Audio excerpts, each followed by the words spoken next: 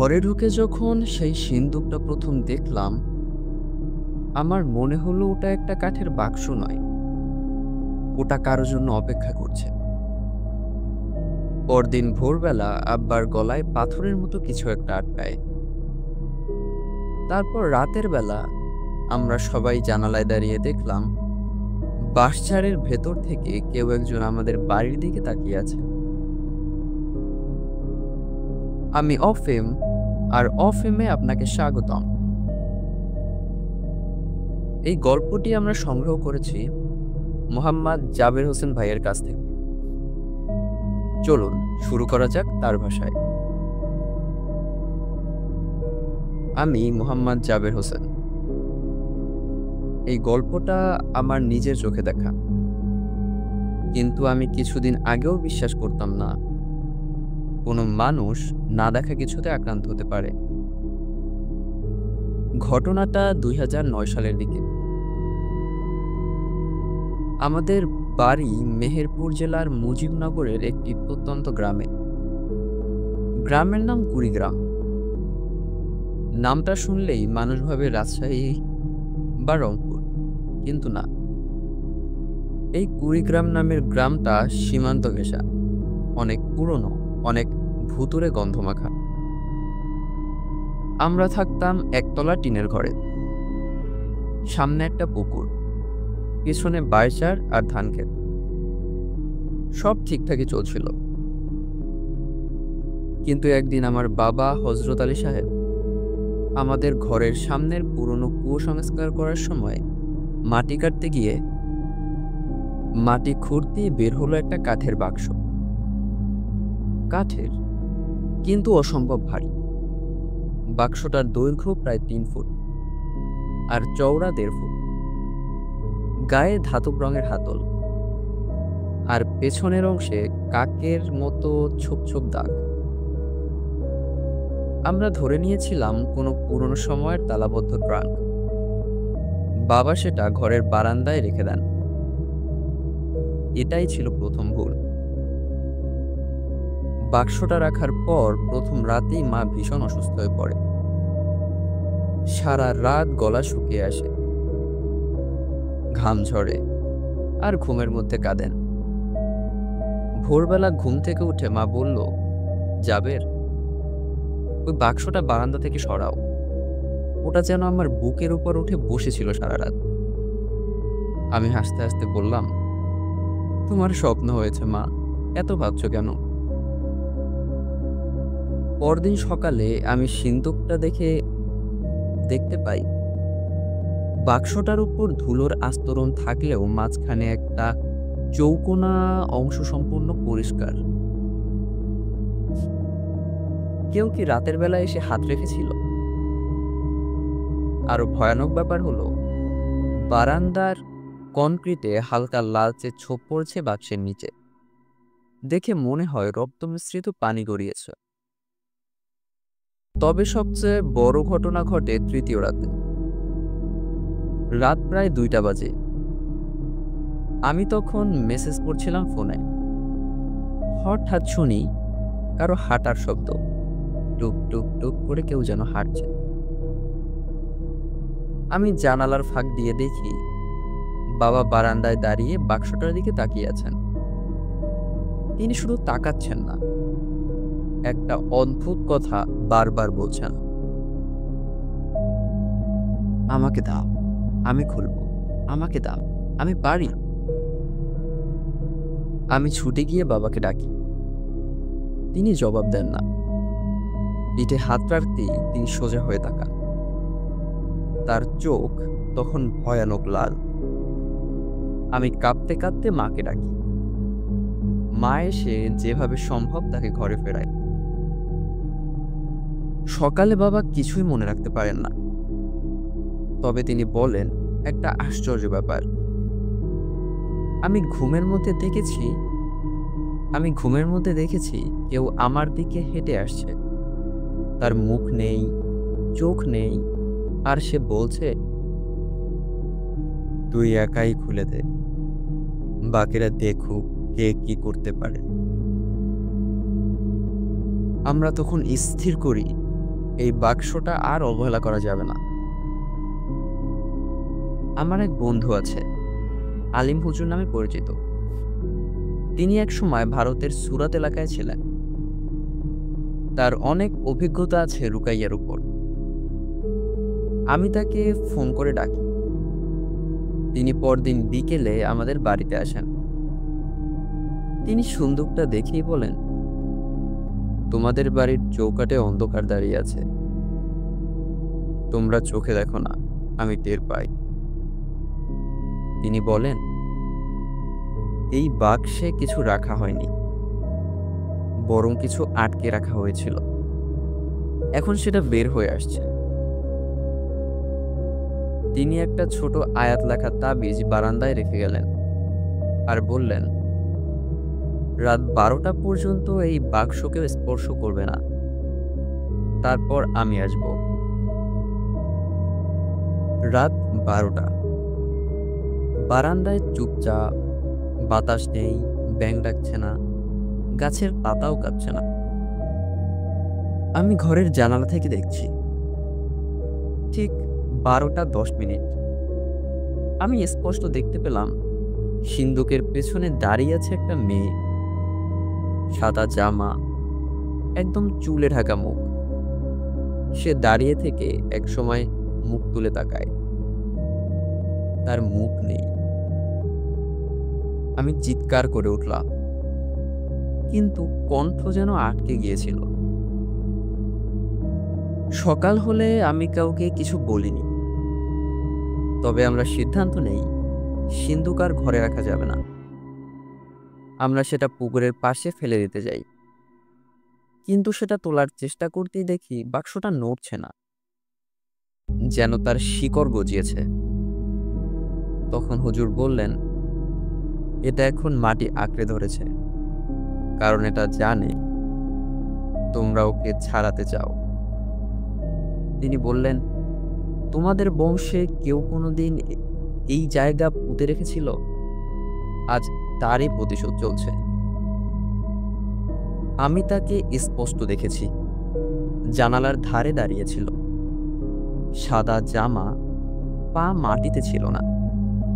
আর যেটা সবচেয়ে ভয়ঙ্কর, তার শরীর ঠিক পিছন দিক থেকে বাঁকা হয়েছিল, যেন ঘাড়টার সামনে নয়, ঘুরে আমার দিকে তাকাচ্ছে উল্টো দিক দিয়ে।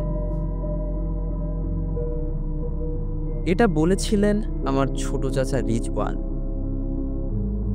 ঘটনাটা ঘটেছিল সিন্দুকটা বাড়িতে আনার 5 দিন পর। তখন পর্যন্ত আমরা শুধু বাবার উপর প্রভাব দেখছিলাম। কিন্তু ওই রাতে চাচা ঘুম থেকে জেগে উঠেই বলে, কেউ জানালার বাইরে দাঁড়িয়ে তাকে দেখছে। তবে সবচেয়ে অদ্ভুত বিষয়, ঘরের অন্য সবাই ঘুমিয়ে থাকলেও রাত 2টা 45 মিনিটে বারান্দার বৈদ্যুতিক বাল্ব নিজে নিজে 3বার জ্বলে আবার নিভে যায়। সেই সময় ঘর থেকে কেউ বের হয়নি। আবার ঠিক একই সময়ে খালামণি, যিনি আমাদের বাড়ির পাশের ঘরে থাকেন, তিনি বলেন তার ঘরের দরজায় 3বার খটখট শব্দ হয়েছে। দরজা খুলে কাউকে দেখেননি, কিন্তু দরজার নিচ থেকে ধোয়ার মতো কিছু স্রোত চলে গিয়েছে ভেতরে। পরদিন হুজুর আসেন। তার হাতে কালো চামড়ার একটা খাতা আর কাঁধে রুকাইয়ার ঝোলানো ব্যাগ। তিনি আমাদের একপাশে বসতে বলেন। সিন্দুকের সামনে একটি দাগ কেটে একটি বৃত্ত আঁকেন। তার মধ্যে তিনি বসে তেলাওয়াত শুরু করেন। সূরা বাকারার আয়াত ও কিছু নির্দিষ্ট রুকাইয়ার দোয়া পড়তে শুরু করেন। প্রথম 10 মিনিট সবকিছু ঠিকঠাক চলছিল। 11তম মিনিটে হঠাৎ করে বারান্দার একটা চেয়ার আপনা-আপনি পিছনে গড়িয়ে পড়ে। আর সাথে সাথেই আমার ভাই রিফাত, যার বয়স 15 বছর, হঠাৎ নিজের চুল টেনে ছিঁড়তে শুরু করে। সে চোখ বন্ধ করে চিৎকার করছিল, ওর নাম নিও না, ও ঘুমাচ্ছে না, ও সবার কথা শুনছে। ঘরে উপস্থিত সবাই হতভম্ব হয়ে গেলেন। আমার মা কেঁদে ফেললেন। রিফাত তখন কাঁপছে, মুখ দিয়ে ফেনা বেরোচ্ছে। হুজুর দ্রুত তার ব্যাগ থেকে একটি তামার পানির পাত্র বের করলেন। তার ভেতরে কিছু দোয়া পড়া পানি ছিল। তিনি সেটা রিফাতের মুখে ছিটিয়ে দেন। রিফাত তখন 2 হাত মুখে দিয়ে থেমে যায়। তার চোখের পাতা কাঁপছিল। হুজুর বললেন, ওর মধ্যে ঢুকছে না, ওর চারপাশে এখন প্রভাব চলছে। বাক্সের ভেতর যা আছে সে চারদিকে নিজেদের উপস্থিতি জানান দিতে শুরু করেছে। সেই রাতেই হুজুর বলেন, আমাদের 3 জনের স্বপ্নে তাকে কে বা কারা এসেছিল। 3 জনের নাম বললেন, আমার বাবা, আমার ভাই রিফাত, আমার খালামণি। 3 জনেই কনফার্ম করেন তারা কেউ না কেউ স্বপ্নে দেখেছেন যাদের মুখ পরিষ্কার না, কিন্তু তারা সবাই কিছু একটা খুঁজছে। তুই আমায় খুঁজছিস? তাহলে আয়, আমি এখানেই বসে আছি। পরদিন সকালে হুজুর সিন্দুকের দিকে তাকিয়ে একটা প্রশ্ন করেন, এই সিন্দুক কে খুলেছিল প্রথম? আমি বাবার দিকে তাকাই। বাবা বলেন, আমি সরানোর চেষ্টা করেছিলাম, খুলিনি। কিন্তু হুজুর বলেন, না, কেউ একবার ইচ্ছাকৃতভাবে ওর মুখে আঘাত করেছে। সেই আঘাত দিয়েই ওর ঘুম ভাঙে। তখন আমরা মনে করি বাবাই কয়েকদিন আগে হাতুড়ি দিয়ে কিছু একটা করছিলেন। আর তখন সবার সামনে হুজুর বললেন, তোমরা কি জানো এই সিন্দুকটা আসলে কি ছিল? আমরা মাথা নাড়ি। হুজুর বলেন, এই সিন্দুক ছিল একটা বন্দি জিনের কবর। তাকে শাস্তিস্বরূপ আটকে রাখা হয়েছিল। এই ধরনের কবরটা এই জিনটির জন্যই বানানো হয়েছিল। এই ধরনটা আমরা বলি সিন্দুক কবর, যেখানে জিনকে আটকে রেখে তার সমস্ত শক্তি কেড়ে নেওয়া হয়। কিন্তু কেউ যদি সেটা ইচ্ছাকৃতভাবে খোলে তাহলে সে নিজেই তাকে মুক্তি দেয়।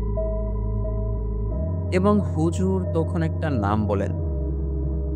এই সিন্দুকের ভিতরে যে ছিল তার নাম সম্ভবত ছিল আরশুলাহ। আমি তখন হুজুরকে থামিয়ে বলি, এই নাম কখনো বলবেন না হুজুর, কারণ কাল রাতে জানালার ধারে দাঁড়িয়ে থাকা মেয়েটা আমার মাথার ভেতরে একটা শব্দ দিয়েছিল, তাও ছিল লা। হুজুর থেমে যান। তিনি নিচু গলায় বলেন, এটা কোনো মেয়ের অবয়ব না। এই জিন, তার চেহারা নারী সুলভ, কিন্তু সে আসলে বহুরূপী। এবং সে এক সময় ছিল জিনদের মাঝে বিচারক। তাকে শাস্তি দেওয়া হয়েছিল, কিন্তু সে ফিরেছে। এই গল্প এখানেই শেষ নয়। এই সিন্দুকের ইতিহাস জানতে আমাদের যেতে হবে বহু দূরে, আমাদের গ্রামের এক বৃদ্ধ লোকের কাছে, যিনি নাকি 40 বছর আগে এই জায়গায় থেকে চলে গিয়েছিলেন। হুজুর চলে যাবার আগে শুধু একটা কথাই বলেছিলেন, তোমাদের বাড়ির আশেপাশে আর কিছুই নেই। তোমাদের আশেপাশে এখন শুধু সে আছে। তোমরা কাউকে খুঁজে বের করো যে জানে এই জায়গায় আগে কি ছিল। এই কথাটাই ছিল পরের ঘটনার শুরু। আমার মা মনে করলেন আমাদের গ্রামের এক বৃদ্ধ আছেন, নাম রুহুল আমিন চাচা। বয়স 95 পেরিয়েছে। তিনিই নাকি ছোটবেলায় শুনেছিলেন আমাদের বাড়ির জায়গাটা আগে কারো ছিল। আমরা তখন ঠিক করি রুহুল চাচার কাছে যাব। পরদিন বিকেলেই আমি আর আমার চাচাতো ভাই সেলিম সাইকেল নিয়ে রওনা হলাম তার বাড়ির দিকে। বৃদ্ধ রুহুল আমিন চাচা তখন উঠোনে রোদে বসেছিলেন। আমরা সালাম দিয়ে কাছে যেতেই তিনি তাকালেন। তার চোখে একটা গভীর ভয়। আমি কথা না বাড়িয়ে সরাসরি বলি, চাচা, আমাদের বাড়িতে একটা কাঠের সিন্দুক উঠেছে, পুরনো কুয়ার মাটি কাটার সময় পাওয়া গেছে। চাচা আর কিছু না শুনেই মাথা নেড়ে বললেন, আল্লাহ রক্ষা করুক তোমাদের। ওটা কি আয়তাকার ছিল? একদম সাদা মতো কিছু কিছু ছিল পাশে? আমি শিউরে উঠলাম, বললাম, হ্যাঁ চাচা, আপনি জানলেন কিভাবে? চাচা বললেন, তোমাদের বাড়ির জায়গাটায় একসময় ছিল এক হিন্দু সাধুর ঘর। ওর নাম ছিল রঞ্জিত ঘোষ। সে নদীর ধারে বসে চণ্ডী পাঠ করত, কিন্তু রাতের বেলা লোকজন বলতো সে কিছুর সাথে কথা বলে, হাসে, তারপর বায়সারের দিকে গিয়ে ধূপ জ্বালায়। একদিন সে নিখোঁজ হয়ে যায়। 3 দিন পর নদীর কাদায় একটা কাঠের সিন্দুক পাওয়া যায়, আর তার হাত পা কাটা অবস্থায় লাশ পাওয়া যায় বালিতে চাপা। গ্রামের মানুষ ভাবে সে কালো শক্তির খেলা করত। তখনই এক হুজুর আসেন, নাম ছিল মাওলানা শহীদুল্লাহ। তিনি 3 দিন লুকাইয়া করে সেই সিন্দুকটিকে মাটি দিয়ে পুঁতে রাখেন। তবে একটা কথা তখনই সবাইকে বলা হয়েছিল, এই সিন্দুক কোনোদিন খোলা যাবে না, কারণ এটি কোনো দেওয়া নয়, এটা একটা রেখে যাওয়া। চাচা বললেন, এই বাক্সের মধ্যে শুধু একটা জিন না, এর মধ্যে একাধিক আত্মা আটকে রাখা ছিল, আর তার নাম ছিল আরশুলাহ। আর সে জিন না, সে ছিল জিনদের এক প্রাচীন উপদ্রব, হাউসাদ বংশের আত্মা। আমি ঘরে ফিরে এসে হুজুরকে ফোন দিলাম। তিনি অনেকক্ষণ ফোনে চুপ করেছিলেন। তারপর বললেন, হাউসাদ বংশ মানে জিনদের ভ্রষ্ট বংশ, যাদের শক্তি ইচ্ছা শক্তির উপর নির্ভর করে।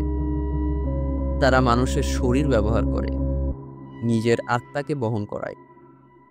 তারপর বলেন, আর শুলা, এটা তার আসল নাম না। এর মানে আমি যার নামে চুপ থাকি, সে নিজের নাম কাউকে জানতে দেয় না। এই দিনের রাতেই বাড়িতে ঘটে এক ভয়াবহ ঘটনা। আমার খালামণি, যিনি আগেও দরজার নিচে ধোঁয়া দেখেছিলেন, তিনি ঘরের দরজা বন্ধ করে চুপ করে বসেছিলেন সারা রাত। সকালবেলা তার ঘর থেকে শোনা যায় কিছু চাপা আওয়াজ। আমি গিয়ে দেখি ঘরের মেঝেতে লাল রঙের চক দিয়ে আঁকা কয়েকটা চিহ্ন, আর খালামণি চোখ বন্ধ করে বলছেন, আমি ওকে ডাকিনি, ও নিজেই এসেছে। আমরা হুজুরকে ফোন দেই। তিনি তখন বাড়ি থেকে অনেক দূরে, কিন্তু তিনি বললেন, তোমরা ওর শরীরে কোনো পানি ছেটাবে না, ওকে বাইরে নিয়ে এসো না, শুধু সূরা ফালাক আর নাস পড়ো, আর কিছুক্ষণ পর আমি আসছি। এই সময় আমার ছোট ভাই রিফাত হঠাৎ চিৎকার করে বলে উঠল, ঘরে কেউ আছে না? ও ঘরের নিচে গেছে, ও এখন পুকুরের ভেতরে, ওর হাত লাল হয়ে গেছে। আমরা জানালা দিয়ে পুকুরের দিকে তাকাই।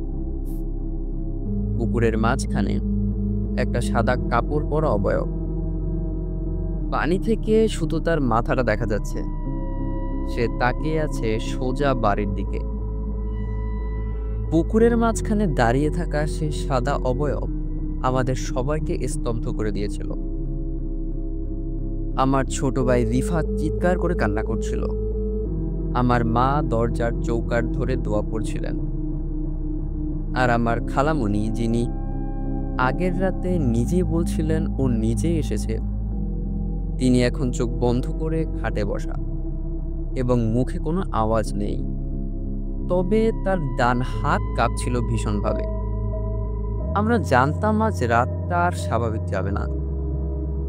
সন্ধ্যা 6টার দিকে হুজুর এসে পৌঁছান। সাথে আনা ছিল তার বিশেষ এক ধরনের বাক্স। এর ভেতরে কি ছিল সেটা তখন আমরা জানতাম না, কিন্তু তিনি বললেন, আজ আমি শেষবারের মতো চেষ্টা করব। এই সিন্দুক এখন শুধু একটা বস্তু নয়, এটা একটা খোলা দরজা। আর দরজা একবার খুলে গেলে যা ভেতরে ঢুকেছে তা সব সময় আর বের হয় না। তিনি আমাদের বাড়ির উঠানে সিন্দুকের চারপাশে 4টি কোণে 4টি আয়াত লেখে তামার পাল বসালেন। সেই আয়াত ছিল সূরা জিনের 4টি বিশেষ অংশ। তারপর মাটি খুঁড়ে চারদিকে 5টি লাল রঙের গুঁড়া ছিটিয়ে দিলেন, যেটা দেখতে অনেকটা সুগন্ধি গুঁড়ার মতো। তিনি বললেন, এই সিন্দুকের গায়ে 3টি দাগ রয়েছে। 3টি দাগের মানে 3টি আত্মার প্রতীক। যে ব্যক্তি এটি প্রথম আঘাত করেছে সে চুক্তি ভেঙেছে। এখন সে এবং তার বংশধরেরা এদের খাদ্য। রাত 8টা, রুকাইয়া শুরু হয়। হুজুর উচ্চস্বরে তেলাওয়াত করতে থাকেন। তখন প্রথম প্রতিক্রিয়া আসে আমাদের পোষা বিড়ালটির মধ্যে। বিড়ালটি যেভাবে চেঁচিয়ে উঠল আমি কখনো শুনিনি। সে যেন মানুষের মতো কান্না করছিল। তারপর এক লাফে ছাদে উঠে যায়। আর কোনোদিন তাকে আর দেখা যায়নি। রুকাইয়ার সময় হঠাৎ আমাদের উঠোনের বাতিগুলো নিভে যায়। তবে আশেপাশের ঘরে বিদ্যুৎ আছে। ঘরের ভেতরে থাকা দেয়ালের ক্যালেন্ডারটা নিজে নিজেই খুলে পড়ে যায়। আর সেই ক্যালেন্ডারের নিচে দেখা যায় দেয়ালে কেউ 3টি ত্রিভুজ আঁকিয়েছে, রক্তের মতো লাল কালি নিয়ে। 3টি ত্রিভুজ, 3টি আত্মার সংকেত। হুজুর তখন একটি মোমবাতি জ্বালিয়ে সিন্দুকের সামনের অংশে আলোকপাত করেন। আমরা স্পষ্ট দেখতে পেলাম সিন্দুকের গায়ে 3টি ভিন্ন প্রতীক। প্রথমটি ছিল একচোখা মানুষের মুখ, চোখ একটাই, মুখ হা করে আছে। দ্বিতীয়টি ছিল সাপের মতো পেঁচানো আকার। তৃতীয়টি ছিল আগুনের শিখার মতো, মাঝখানে 3টি বিন্দু। হুজুর বললেন, এই 3টি আত্মা একসাথে থাকে না, তাদের আলাদা করে আটকে রাখা হয়েছিল। কিন্তু কেউ যদি সিন্দুক ছোঁয়ে তারা একে একে সক্রিয় হয়। তারা এসে জায়গা খুঁজে নেয়, কোনো শরীর, কোনো ঘর অথবা কোনো খালি জায়গা। এরপরই আমাদের ঘরের ঠিক পেছনে বাঁশঝাড় থেকে আওয়াজ আসে। হুজুর দাঁড়িয়ে যান। তার কণ্ঠ এবার কিছুটা বদলে যায়। তিনি বললেন, তারা এসেছে। আমি সাহস করে জানালার ফাঁক দিয়ে বাইরে তাকাই। বাঁশঝাড়ের মধ্যে দাঁড়িয়ে ছিল একটা লম্বা ছায়া। তার মাথা কাঁধের সমান, হাত হাঁটুর নিচ পর্যন্ত। সে বাঁশের ডাঙায় হাত দিয়ে তাকিয়ে আছে আমাদের বাড়ির দিকে। সে বাঁশের ডগায় হাত দিয়ে তাকিয়ে আছে আমাদের বাড়ির দিকে। হুজুর তখন সিন্দুকের দিকে তাকিয়ে বললেন, আমি জানি তুমি কে। তুমি আল ফালুকের বাহক। তুমি আর সুলাহ নামে পরিচিত। তুমি কারো আত্মা নয়, তুমি 3 আত্মার সম্মিলন। আর তখনই সিন্দুকের নিচ থেকেই একটু একটু করে খোলা শুরু করে।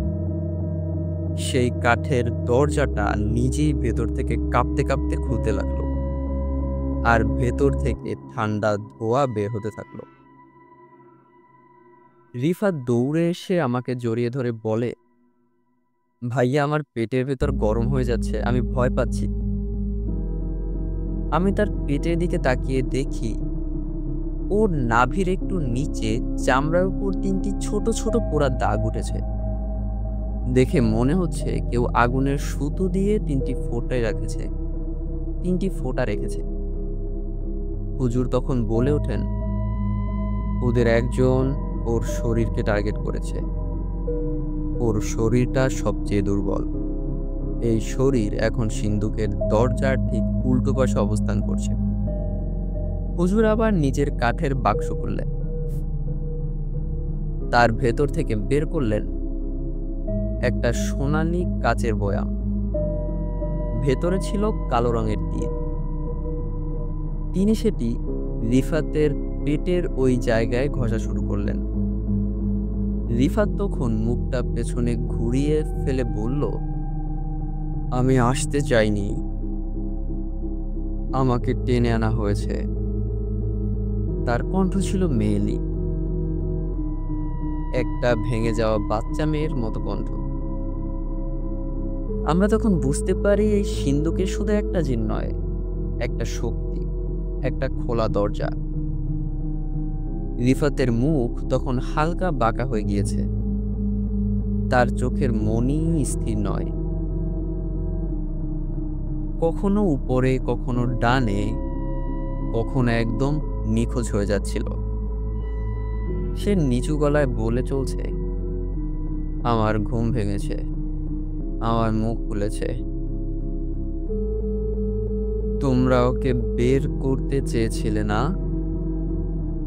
হুজুর তখন থেমে গিয়েছিলেন। তিনি বাম হাতে দিয়ে সূরা ফালাক পড়া পানির বোতল তুলে নিলেন, আর ডান হাত দিয়ে রিফাতের পেটের উপর ঘোরাতে লাগলেন তামার পাতের একটি গোল চাকতি। সেই চাকতি স্পর্শ করতেই রিফাত ঝাঁকুনি খেয়ে উঠল। তার মুখ দিয়ে হঠাৎ করে বেরিয়ে এলো থকথকে কালি রঙের কিছু তরল। দেখে মনে হলো চায়ের পাতার গুঁড়োর মতো। ঘর তখন সাদা ধোঁয়ায় ভরে উঠেছে, আর ঘরের বাতি নিভে গেল এক মুহূর্তে। ঠিক তখনই আমাদের বাড়ির পেছনের পুরনো পাকঘরে, যেটা বহুদিন অব্যবহৃত ছিল, সেই ঘর থেকে শোনা গেল এক বিকট আওয়াজ, চিৎকার, গর্জন, না মানুষ ডেকে উঠছে। কেউ বুঝে উঠতে পারল না, কিন্তু শব্দটা শোনা মাত্রই আমাদের বাড়ির কুকুর সাগর দৌড় দিয়ে সেই ঘরের দরজায় লাফাতে লাগলো আর হাউমাউ করে কাঁদতে লাগলো। আমি, আমার চাচা আর হুজুর দৌড়ে গেলাম ঘরের পেছনে। দেখি সেই পুরনো ঘরের দরজাটা হালকা ফাঁকা হয়ে আছে। ভেতরে ঢোকার আগেই আমরা গন্ধটা পেলাম, রক্তের গন্ধ। চাচা পেছনে সরে গেলেন, আর আমি গলা আটকে ফেললাম। ভেতরে পা রেখেই প্রথম যে দৃশ্যটা চোখে পড়ে, একটা ছায়ার মতো কি যেন পায়ের কাছে দিয়ে হেলে পড়ল, কিন্তু অদ্ভুতভাবে সেটা ছিল না কোনো মানুষ, না কোনো পশু। সে এক পলকের মধ্যে বিলীন হয়ে গেল মেঝেতে। হুজুর নিচু গলায় বললেন, সিন্দুকের ভেতর যা ছিল তা শুধু আত্মা নয়, এটা বাহক, এটা কারো আদেশ পালন করছে, এটা নিজের কিছু চায় না, এটা প্রেরিত। আমরা ঘর থেকে বের হয়ে আসার সাথে সাথেই আবার সেই আওয়াজ, এইবার উঠোনের দিক থেকে। দৌড়ে গিয়ে দেখি সিন্দুক সম্পূর্ণ খুলে গেছে। ভেতরটা ঘন কালো, যেন গর্ত, কিন্তু সেখানে কিছু একটা নড়ছে। আমার ছোট ভাই রিফাত দৌড়ে সোজা সিন্দুকের দিকে গেল। যা তাকে আটকাতে গিয়েছিলাম সে বলল, তোমরা তো বলেছিলে আমি এসেছি দেখাতে, তাহলে দেখো, এবার আমি ভেতরে গিয়ে দেখব কে কে ছিল। সে এক লাফে সিন্দুকের উপর উঠে পড়ল, আর সিন্দুক তখন গর্জন করে উঠল। মানুষের কণ্ঠে না, না পশুর গলায়, একটা থ্যাতলানো মিশ্র আওয়াজ। তোমরা একা না, তোমাদের ভেতরে আমরাও থাকি। হুজুর তখন ৩টি আয়াত একসাথে পড়ে উচ্চস্বরে বলতে শুরু করলেন। আর রিফাত মুখ হঠাৎ করে ঘুরে গিয়ে ডান দিকে চোখ বন্ধ হয়ে গেল। আর তার কণ্ঠে থেকে বের হলো, আমি ওইটা না, আমি ওইটা না, আমি শুধু সেই ফিরোজ ছিলাম যে একদিন হেঁটেছিল নদীর পাড় ধরে। আমার রক্ত, আমার ঘর, আমার মেয়ের গলা কেটেছিল যে সে কোথায়। আমরা তখন স্তব্ধ। হুজুর বললেন, ফিরোজ, তুমি কি সেই ব্যক্তি যাকে জবাই করে সিন্দুকের উপর আটকে রাখা হয়েছিল? একটা বাস্তবতা, তারপর আবার সেই কণ্ঠ। পুরোটা সময় স্তব্ধ। আমার দেহ নেই, আমার চোখ নেই, তবে আমি জানি সে এসেছে। সে যার নাম লাহ, সে যার গলা আগুনে পুড়িয়েছিল, সে এসেছে আমাকে ছাড়াতে। আমি আজ মুক্ত হব না, তবে ওর পেছনে যাব। রিফাত তখন ধপ করে পড়ে গেল। হুজুর দৌড় দিয়ে তার কপালে পানি ছিটিয়ে দিলেন।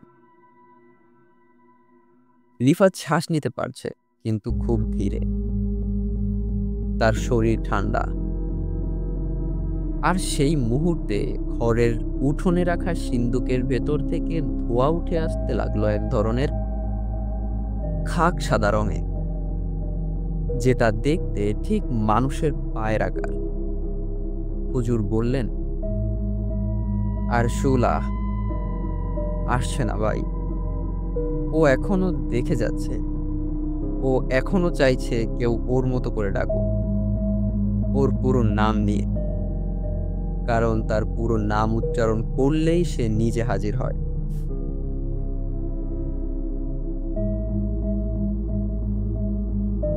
সিন্দুক তখন পুরোপুরি খোলা। ভেতর থেকে উঠছে ধোঁয়া, হালকা ঠান্ডা ধোঁয়া, যেটা গন্ধে নয়, মনে হয় মনেই কিছু ঢুকিয়ে দিচ্ছে। যেই দেখবে তার বুকের ভেতর কিছু চেপে বসবে। আমরা তখনও জানতাম না এটাই ছিল আমাদের জীবনের শেষ রাত, যা আগের সব ভয়াবহতাকে হার মানাবে। হুজুর তখন ঘোষণা দিলেন, আজ রাতেই আমরা শেষ রুকাইয়া করব।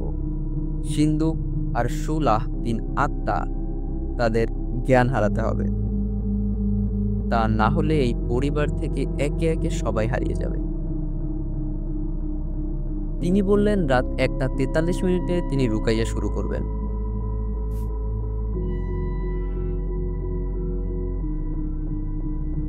ঠিক এই সময়ে, কারণ এটা নাকি ফাতিহা মালাকুত সময়, যখন রুহানি পথগুলো সবচেয়ে সক্রিয় থাকে, তিনি আমাদের বাড়ির চারদিকে কালো সুতা বেঁধে ফেললেন। তার চার কোনায় কুরআনের ৪টি আয়াত লেখা আয়াতপত্র পুঁতে দিলেন। ঘরের মধ্যে যেখানে সিন্দুক রাখা হয়েছিল, সেই জায়গার মেঝেতে আঁকলেন একটি বৃত্ত, আর বৃত্তের ভেতরে রাখলেন ৩টি কাচের বয়ামে ভরা কালো তেল, যার প্রত্যেকটি একটা করে কোচ ফল ভাসছে। আমরা তখন জানতাম কোচফল মানি আর সুলাহের সঙ্গে কিছু যে ত্রিকোণ বাঁধনে আটকে ছিল। রাত ১টা ৪৩ রুকাইয়া শুরু হলো। হুজুর তখন দাঁড়িয়ে সূরা জিন, সূরা বাকারা একাধিক আয়াত এবং দোয়া মাসলুল পাঠ করতে লাগলেন। তার কণ্ঠ কখনো গম্ভীর, কখনো ভেঙে পড়ছে, তবে প্রতিটি বাক্য যেন বিদ্যুৎ হয়ে আঘাত করছে সেই সিন্দুকে। আবার সেই আওয়াজ, কেউ যেন আমাদের ঘরের ছাদে হাঁটছে, আমি আর সেলিম ভাই বাইরে বের হলাম। তখন দেখি ছাদের কোনায় দাঁড়িয়ে আছে একটা অবয়ব। দেখা যাচ্ছে পা নেই, কিন্তু ও যেন ভেসে আছে। ওর শরীর থেকে এক ফোঁটা করে কিছু পড়ছে। না রক্ত, না জল, না কালো তেল, কিন্তু তার গন্ধ মাথা ঘুরিয়ে ফেলে। আমরা ছুটে হুজুরকে ডেকেছি। হুজুর শুধু বললেন, ও নিচে নামবে না, ও শুধু দেখে যাচ্ছে। রুকাইয়া যখন 1 ঘন্টা অতিক্রম করে, তখন রিফাত আবার চিৎকার করে ওঠে। সে তার বুকের মাঝখানে হাত দিয়ে বলে, আমাকে নিচে নামতে দিও না, আমি যদি নামি তবে ওরা মুক্ত হবে। এই মুহূর্তে বাড়ির পেছন থেকে একটা শব্দ আসে, গরুর ঘর থেকে। আমরা ছুটে গিয়ে দেখি গরুটা মরে গেছে। 3টি গরু মরে গেছে, আর তাদের শরীর এমন ভাবে চ্যাপ্টা, মনে হয় হাওয়া টেনে নিয়ে গেছে। তাদের চোখ নেই, তাদের জিহ্বা নেই, তাদের বুকের খাঁজা যেন কারো হাতের চাপে ভেঙে ফেলা।